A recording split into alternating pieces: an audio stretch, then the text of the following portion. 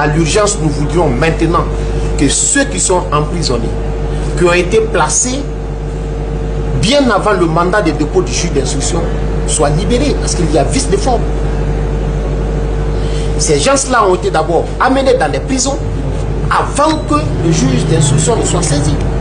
Nous ne voudrions pas dire ce qui se passe à l'instruction parce que l'instruction elle est secrète, mais en tout état de cause, et ce qui est le plus imminent, comme je vous ai dit, la liberté n'ayant pas de prix, nous souhaitons vivement que ces 71 personnes qui croupissent dans les prisons, dans la maison centrale de Conakry, dans la maison centrale de...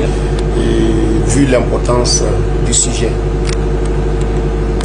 En réalité, ce qu'on peut retenir de cette conférence de presse, c'est qu'au-delà de ce que ce soit bien passé, nous avons voulu attirer l'attention des autorités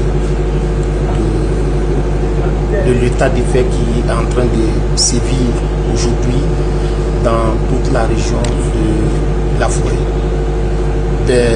Au finish,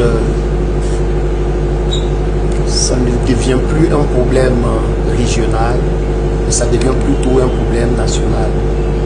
Parce que, attendons-nous que si jamais ces ébus sont encore chassés de Bénin, demandons-nous où vont-ils aller, puisque la Guinée est devenue leur aide-orateur. Nous attirons l'attention des autorités locales, des autorités de toute obédience confondue, pour nous permettre à pouvoir contenir cette affaire. Contenir dans le sens propre du mot. Pas contenir pour dire que oui, nous avons fait comme ces déplacements virtuels, des faits qu'ils vont pour dire bon oui, on va relever l'information à qui de droit.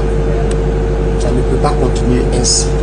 Il faut qu'à des moments donnés, que nous prenions des décisions fortes si nous voudrions que cette nation puisse prospérer.